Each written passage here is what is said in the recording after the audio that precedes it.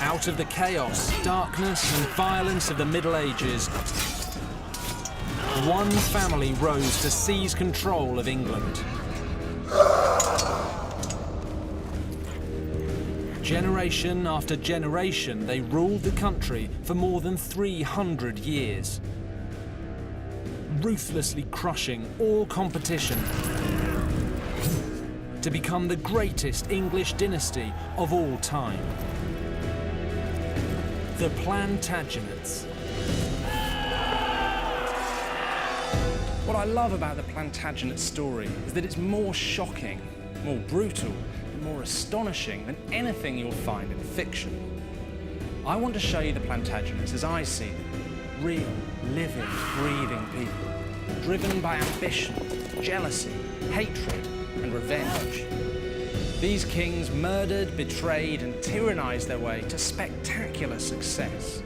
For better and for worse, the Plantagenets forged England as a nation. This time, Edward II was the king most famous for the story of his agonizing death. But the story of his life is even more extraordinary. One of obsession, bloodlust, political savagery, and above all, revenge.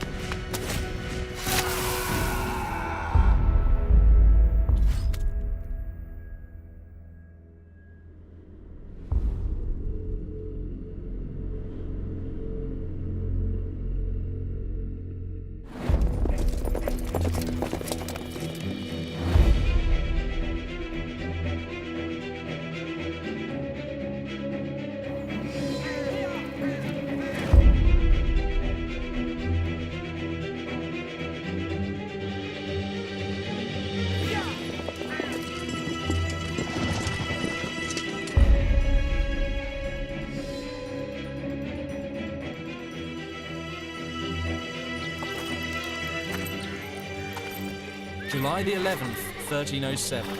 Prince Edward, the 20-year-old heir to the throne, is near London as word of his father's death races south to meet him.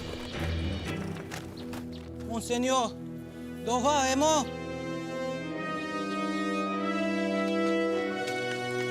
Le roi est mort. Vive le roi!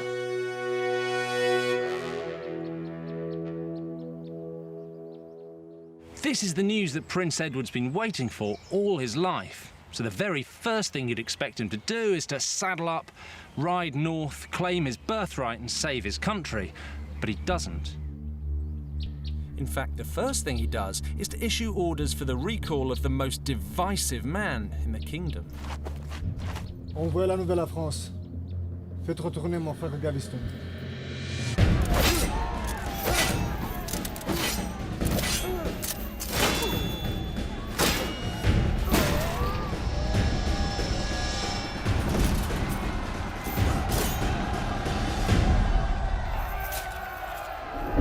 Here's Gaveston, Edward's best friend, and one of the finest knights around. But he's been banished to France by the old king for being a bad influence on the prince. Gaveston's insufferable arrogance and his hold over Edward mean he's hated by every noble in the land. Gaveston doesn't have much time for them either. He's famous for making up rude nicknames for them. He calls one Whoreson, another Burst Belly, and a third the Black Dog. And of course, that just makes them hate him even more. Gaveston's return will clearly be nothing but trouble, but Edward can't see it. All he cares about is getting his mate back. Edward is the sort of guy who can only see one step ahead. He wants what he wants now, no matter what the cost. He's utterly incapable of seeing that all his actions have consequences, most of them bad ones. This blindness will ultimately lead both Edward and his kingdom to ruin.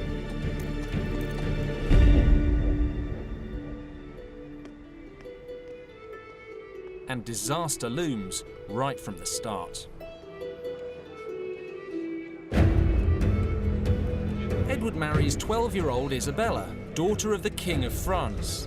a match designed to shore up relations with the kingdom's biggest enemy. Their joint coronation should be a moment of triumph and unity. But it isn't. This is the Great Hall at the Palace of Westminster, where Edward and Isabella's coronation feast takes place.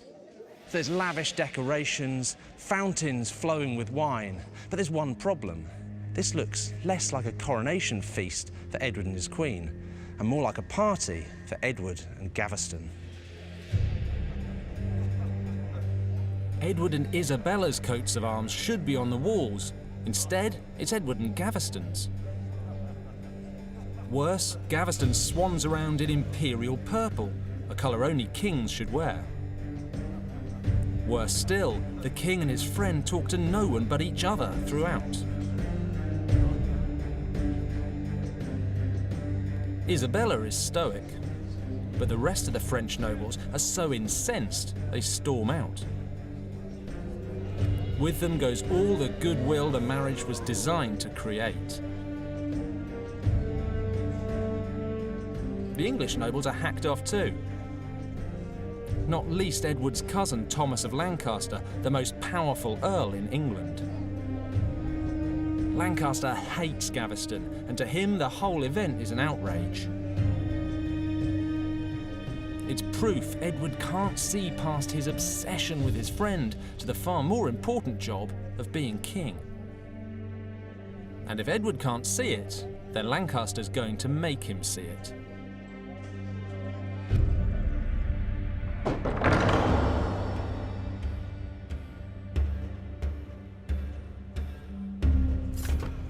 Just 3 months later, at Edward's first parliament, Lancaster and a group of other leading nobles turn up, armed. Que signifie tout ça, Thomas? Qui veulent vous faire du mal. Their message to Edward is simple. Gaveston must go. Mon cousin. Edward responds by accusing them of treachery. He gets a chilling reply. Notre loyauté est avec le fils du roi, et non pas avec lui qui tient cet office. It's an explicit threat. If you don't get rid of him, we'll get rid of you. Promesse de couronnement? But whatever Lancaster threatens him with, on Gaveston, Edward won't budge. And Lancaster can't make him. Yet. But the battle lines have been drawn. The bitter hatred between Edward and his cousin, and this fight over Gaveston, will define the whole future of the kingdom, and bloody murder will now stalk England for the rest of Edward's reign.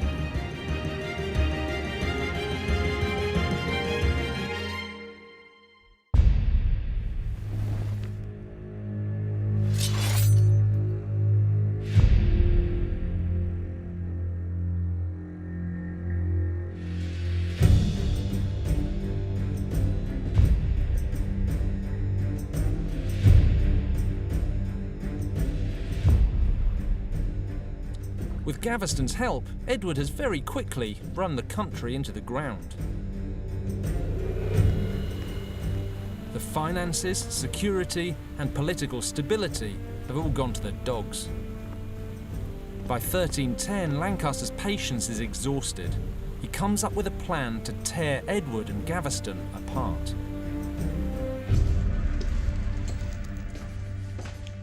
Lancaster's been conducting a whispering campaign against the king, using popular hatred of Gaveston to help sell his case. He claims that Gaveston's been lining his pockets at the king's expense. Now, annoying as Gaveston is, that's probably one of the few things he hasn't been doing. But the mud sticks, and by February 1310, Lancaster has a committed group of nobles ready to stand up to the king, and that allows him to do something extraordinary. And the evidence exists here, in the National Archives. He's going to crush Edward and destroy Gaveston at the same time. These are the ordinances, 41 articles which Lancaster claims will bring stability and reform to the kingdom. Sounds great, but taken as a whole, they actually do something very different. They strip Edward of pretty much all his powers as king. It's an unprecedented attack. The ordinances take away the king's right to impose taxation, raise armies, dispense justice, and make law. All these rights will now rest with the nobles, and Lancaster will be far more powerful than the king. But even that's not enough for Lancaster, because this is personal, and there's a clause here that proves it. It's not to do with rights or laws. It's to do with Gaveston. This is it, Clause 20. It's even got Gaveston's name beside it. It says he has malmené, misled, and malconseillé, ill-counselled notre Seigneur le Roi, our Lord the King. It orders his immediate exile. Also says that if Gaveston returns, he is to be treated as a traitor, and the penalty for traitors is death. So what does Edward do? He should fight Lancaster to protect his basic rights as king, but he doesn't. He seems perfectly happy to let his enemies strip away his right to make peace or war, to dispense justice, to collect taxation, so long as they drop Clause 20 and leave his mate alone. But Lancaster has Edward over a barrel.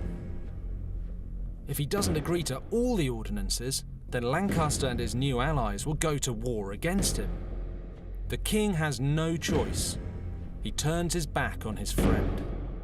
He accepts the ordinances, and Gaveston is banished. Forever. On pain of death. It beggars belief that Edward would be willing to give up all his power just to save his friend.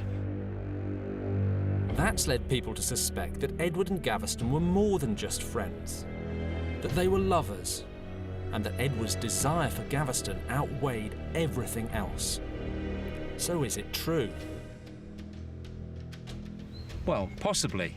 I don't think we'll ever really know what went on behind the closed doors of the royal bedchamber, but frankly, it didn't really matter. To the people of the time, Edward could have been bedding his priest, his page boy, and his horse, so long as he was governing the kingdom properly. To the nobles' minds, Gaveston stopped Edward from doing that, and that's why Gaveston had to go.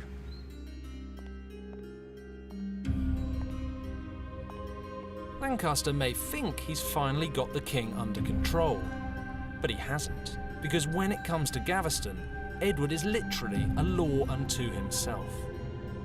Just 3 months later, defying Lancaster and all sense, Edward calls Gaveston back. Again. And if that wasn't crazy enough, what Edward does next is utter insanity. The king sends letters out across the country announcing Gaveston's return and adding that he's overturning the ordinances. All of them.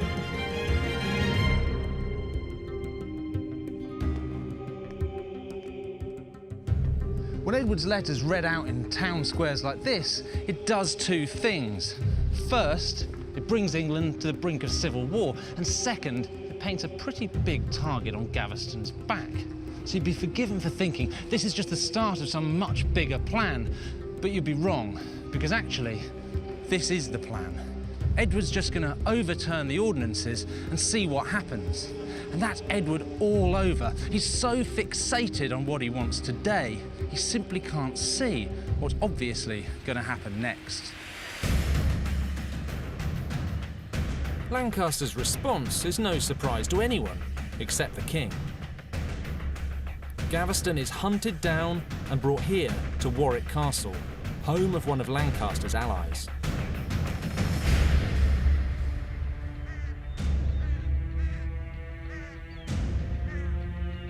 The next day, he's hauled up in front of a court organised by Lancaster. It's composed entirely of nobles who detest him. Gaveston isn't even allowed to speak in his defence.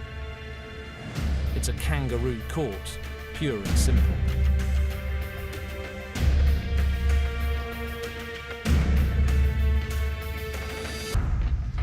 Make no mistake, Lancaster's crossing a line here. He's trying Gaveston under Article 20 of the Ordinances, which make it very clear. If Gaveston comes back to England, he dies. Problem is, Edward's overturned the ordinances, so this court, held here at Warwick Castle, has about as much authority as a lynch mob. Piers Gaveston, best friend and trusted advisor to the King of England, is convicted of treason and sentenced to death. But however they want to dress it up, this isn't justice, it's political murder.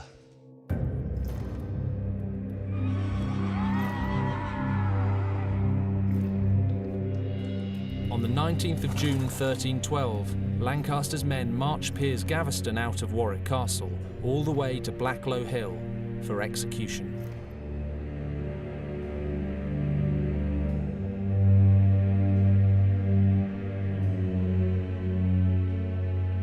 This monument marks the lonely spot where Gaveston was killed.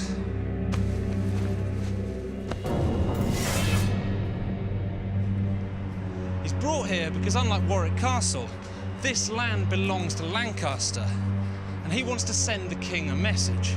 He wants him to know who's doing this to him. This is personal.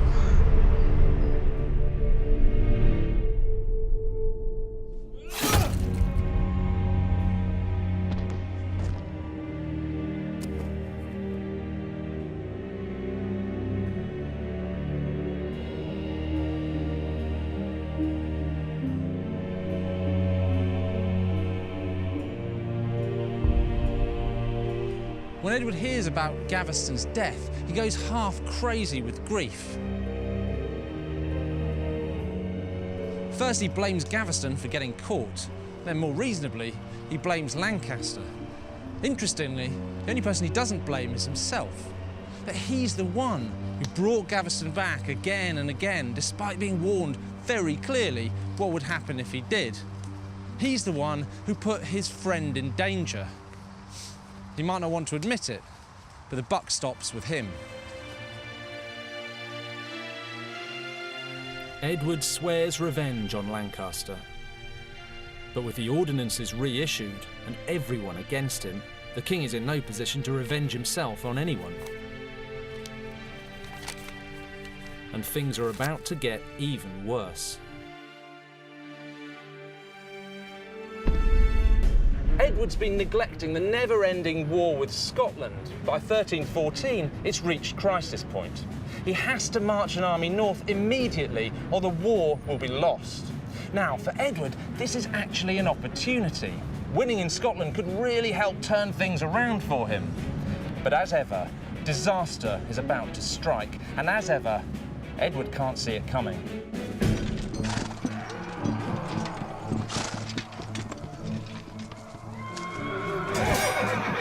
In the crucial battle that decides the war, Edward's army is massacred.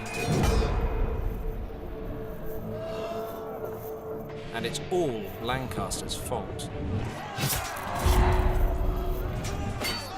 When Edward led his troops to Scotland, Lancaster was legally obliged to bring his forces to support him. The last thing Lancaster wants is to see Edward succeed. So when the time came to march north, Lancaster and his cronies simply didn't turn up. The king suffers a historic defeat. Most of his army are slaughtered. Edward is lucky to escape with his life. And there is now only one thing in his mind. He will do absolutely anything to get revenge on Lancaster.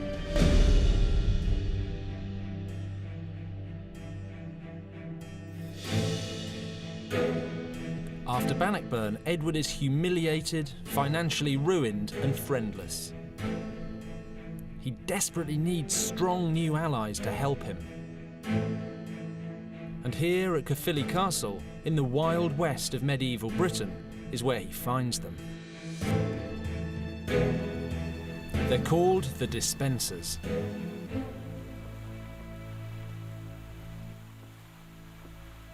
This castle tells you everything you need to know about the Dispensers. In a place where neighbours are constantly at war over money and power, the Dispensers have the biggest, baddest castle of them all.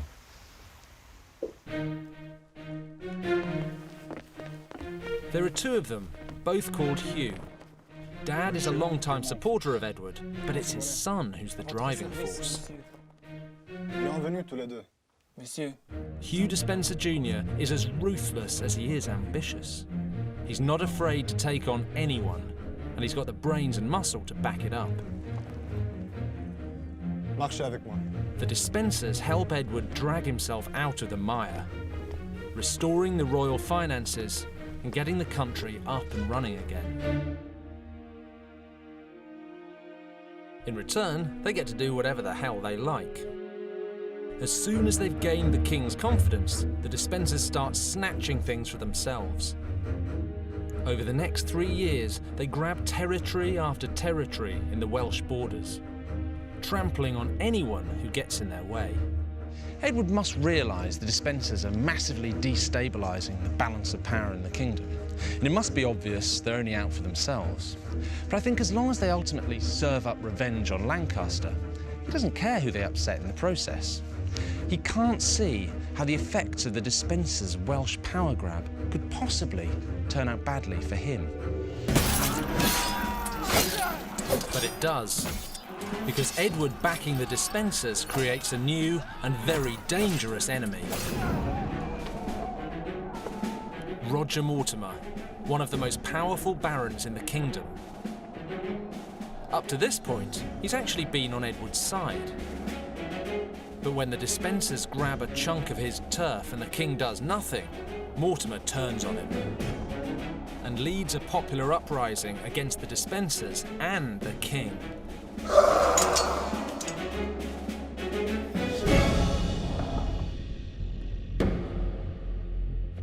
Mortimer's men kick the Despensers out of Wales. Then they march on London.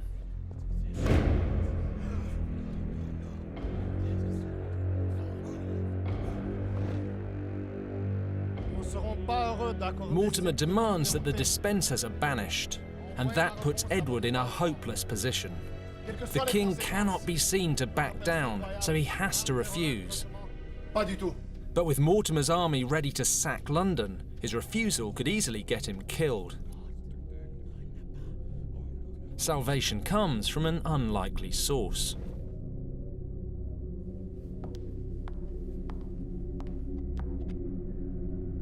No longer a helpless child, 25-year-old Queen Isabella falls to her knees in front of the court and begs Edward to reconsider for her sake.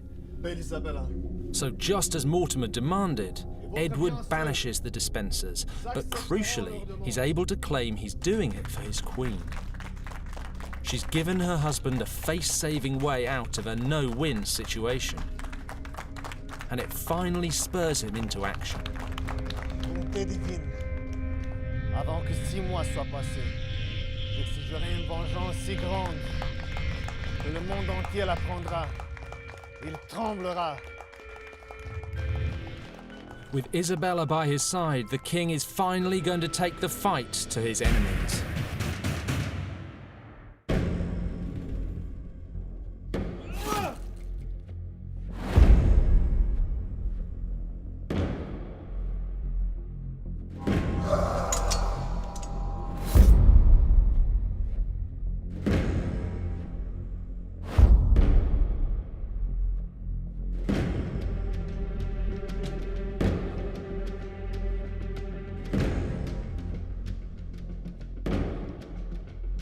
In October 1321, Queen Isabella makes a surprise stop here at Leeds Castle in Kent, seeking shelter on her way to Canterbury. Leeds Castle is the stronghold of Bartholomew Badlesmere, one of Mortimer's most prominent allies. Unsurprisingly, when she gets to these gates, Badlesmere's men refuse to let her in. Isabella insists, it turns nasty, and in the melee that follows, 6 of her people are killed. Now, clearly, Isabella's got a core of steel, but why would she come to this castle owned by one of her husband's enemies? Well, in reality, this is just a pretext. Isabella's putting her life on the line to give her husband an excuse to start a fight. Just days later, Edward turns up with an army and siege engines, and Leeds Castle surrenders. Edward and Isabella look on as 13 of Badlesmere's defenders are executed for resisting.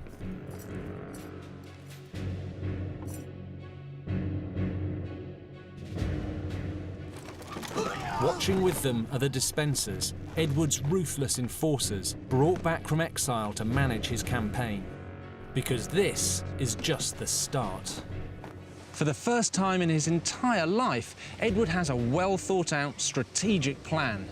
With the Despensers secretly recalled and Isabella by his side, he's going to pick off his enemies one by one. First Badlesmere, then Mortimer, and finally the real prize, Lancaster.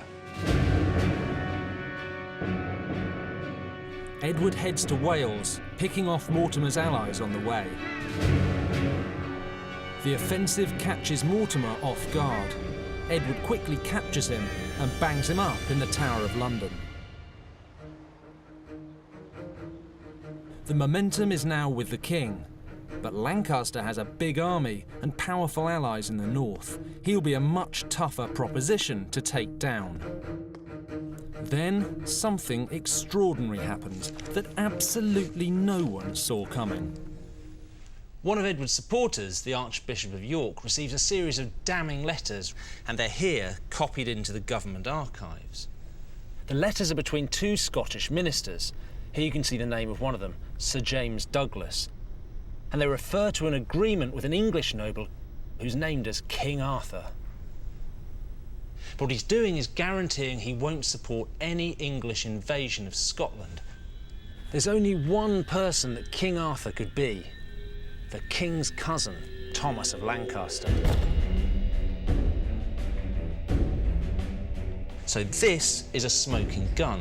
It's proof that Lancaster's been colluding with the enemy, and that is treason. Ever since Bannockburn, Edward suspected that Lancaster is in bed with the Scots. Now he can prove it. The king immediately publishes the Lancaster letters, then marches his army north. As Edward approaches, Lancaster's support melts away. No one wants to back a traitor. The Earl is captured, fleeing for his life.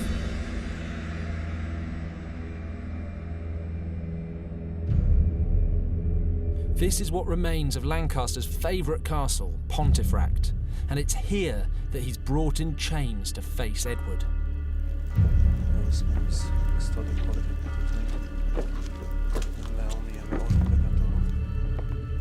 In a bitter irony, Edward locks him up in a tower that Lancaster had himself built specifically in anticipation of imprisoning the king. The next day, Lancaster's hauled from his tower to face the court. Now, this is the king's big chance to restore the rule of law to England by giving his cousin a fair trial. After all, the evidence is overwhelming. Lancaster has committed treason, and he would be found guilty. But as ever, this is personal. Edward's not interested in justice. He wants what he's always wanted: revenge. Lancaster is tried by a jury of his enemies. No defence, no right to speak, and sentenced to death. Amen. Judicial murder. Exactly what he did to Gaveston.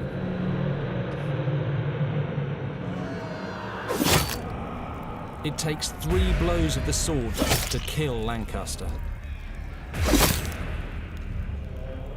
As the last blow lands on Lancaster's neck, Edward finally has his revenge on the man who killed his friend. But at what price? The King of England has committed the political murder of the country's premier earl, his first cousin, a man with Plantagenet royal blood in his veins. Pandora's box is open, and no one is safe. On the day of Lancaster's execution, 6 of his supporters follow him to the gallows. Another 3 are executed the next day. In the months that follow, the executions continue. No trial, no evidence, just the word of the king. 117 rebels have their lands confiscated, and at least 15 others join Roger Mortimer in the Tower. It must look to the whole kingdom like Edward's bloodlust is insatiable, but in reality, behind the scenes, the Despensers are pulling the strings. It's payback time for the humiliation of their exile. Edward makes Hugh Despenser Jr. Chamberlain of the royal household, giving the Despensers complete control of the machinery of government and the country's finances. Soon, all access to Edward has to go through them.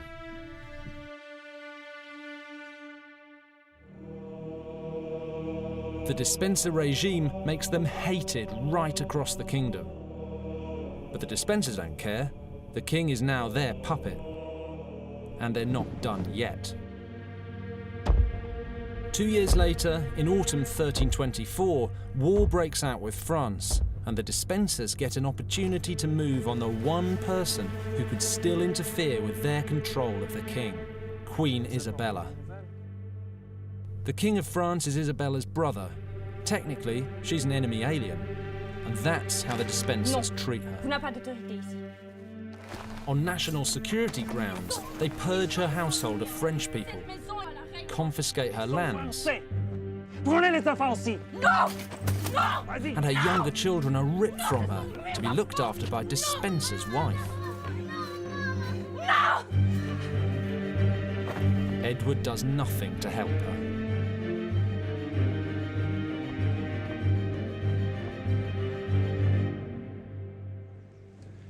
Imagine how Isabella must feel.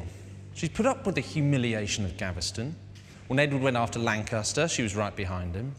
She even put her own life on the line at Leeds Castle. She'd done everything Edward could have asked of a queen and more, and this is her reward.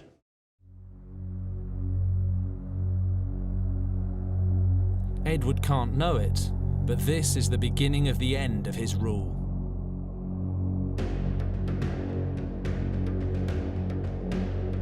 Six months later, Edward and the Despensers are here in Dover. The war with France is going disastrously wrong. The king has no choice but to turn to his wife for help. He sends Isabella to France to negotiate a truce with her brother, King Charles. When Isabella sails for France, she does so knowing the Despensers have her children, and that's why they're pretty confident she'll have to behave. But they've massively underestimated her, because this is a woman who'll one day become known as the She-Wolf, and Edward and the Despensers are about to find out why.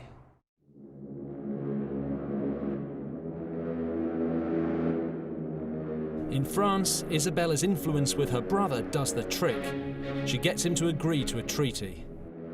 But there's a catch. The French king demands that Edward comes to France to seal the deal.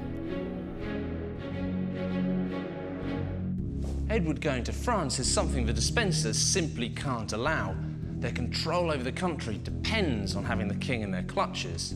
Without him, the whole thing could unravel. In desperation, the Despensers persuade Edward to send a message claiming to be ill. So they must be delighted when the reply comes back, expressing sympathy and saying that, under the circumstances, the French king would be happy to accept the homage of Edward's son, the 12-year-old Prince Edward, instead. Sounds reasonable.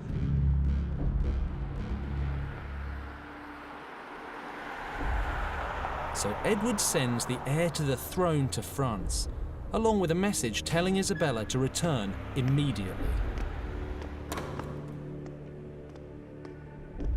It's a massive miscalculation. With Prince Edward safely by her side in Paris, here at the French court in the conciergerie, Isabella makes her move, and it's extraordinary. Quelqu'un m'a séparé de mon mari. Un essayant de rompre le lien entre nous. Je proteste que je ne reviendrai pas jusqu'à ce qu'on retire l'intrus. Mais en laissant mes robes de mariage. Désormais, je porterai mes robes de veuvage et deuil. As far as Isabella is concerned, until the Despensers are gone, her husband is as good as dead. Neither the king nor the Despensers had appreciated the danger of losing control of both the Queen and the heir to the throne.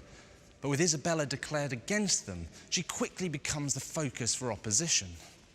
Edward and Hugh might have thought that by snatching her children, they could force her to toe the line, but they've no idea who they're dealing with.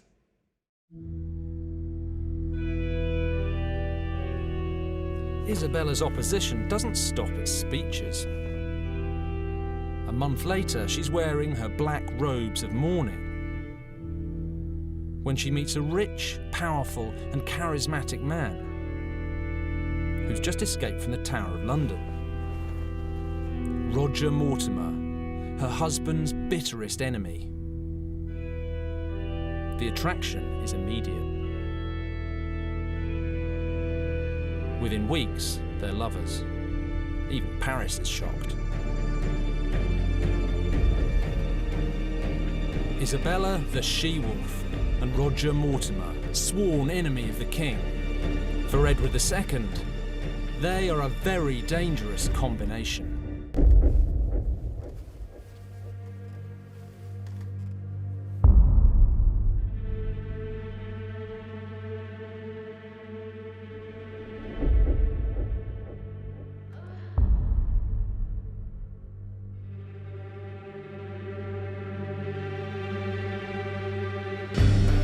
In the autumn of 1326, Isabella and Mortimer head back to England with one simple aim: regime change. D-Day, September the 24th, 1326. And even with Mortimer by her side, for Isabella, this is a hell of a gamble. I mean, let's face it, she's an adulterous foreign queen with an escaped convict lover, backed by a handful of men closer in number to a moderate house party than a proper invasion force. This has all the hallmarks of a suicide mission. But Isabella and Mortimer have called it right. Popular hatred of the Despensers and the king is so deep and so widespread that as his wife and her lover ride through the shires, supporters flock to their side. In less than a month, the Queen takes the country. The king is forced to flee for his life. Edward's running out of options fast. He's supposed to be the anointed king of England, but now he's reduced to a man on the run. His only remaining supporter is a man who, if it's possible, is hated even more than he is. It's said he tried to get a message to Isabella. If only they could talk, maybe they could smooth things over. The time for talking's long gone, but as usual, Edward can't see it. Edward and Hugh are captured, running scared on a forest path in the Welsh mountains.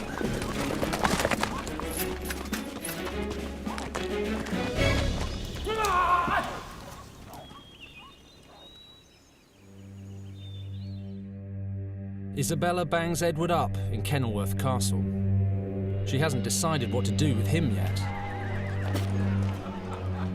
But she's got big plans for Hugh Despenser. Despenser Sr. has already been beheaded and fed to the dogs. And he's the lucky one. When Hugh the Younger arrives here in Hereford and sees a 50-foot gallows being erected over the town, he probably begins to suspect the trial he's about to receive isn't going to be entirely fair. And he's right. Like Gaveston and Lancaster before him, he's not allowed to speak in his own defence, and he's tried by people who hate him. And the sentence he receives is so spectacularly vicious and inhuman, he actually tries to starve himself to death just to avoid it.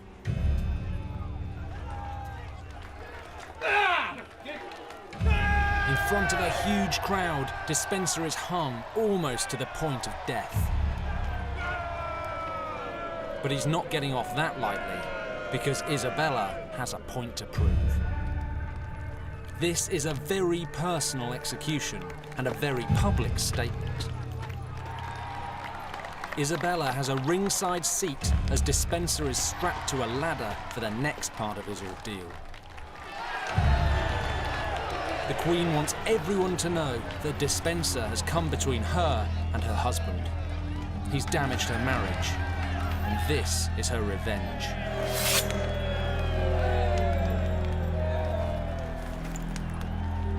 Dispenser's genitals are cut off.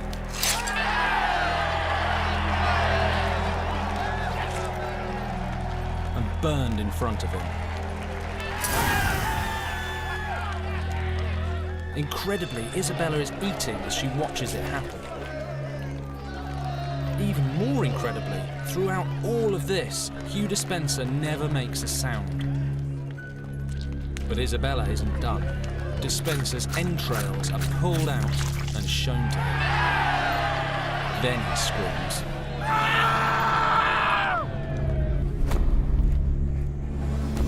Finally, almost mercifully, he's beheaded. Murderous personal vindictiveness has become the defining characteristic of Edward II's reign. The only person who could have stopped it was Edward. Instead, he embraced it. Now it's coming for him.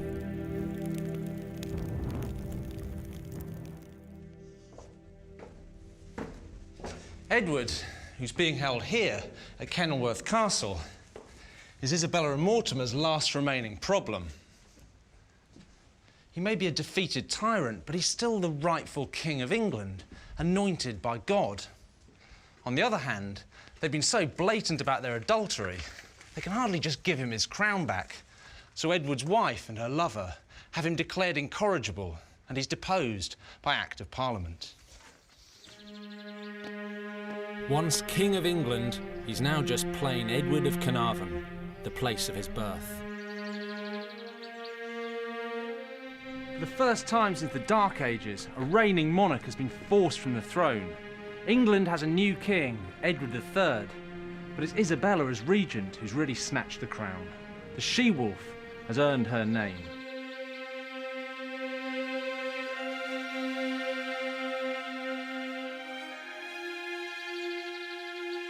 This is Berkeley Castle in Gloucestershire, and it's here the endgame is played out. Whilst he's still alive, the king remains a threat. There have already been 3 attempts to spring him from prison and restore him to power. In truth, he's been a dead man walking since his wife snatched the throne.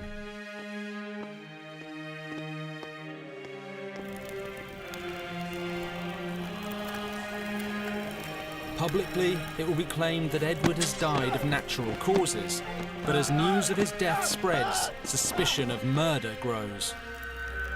The story we're told is that he's tortured and murdered by having a red-hot poker inserted via a trumpet device placed in his rectum.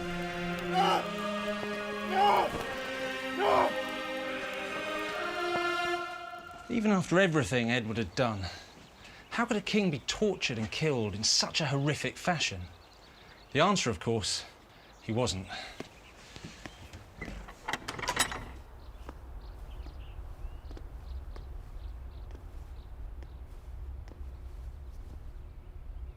This is the room where Edward II was murdered.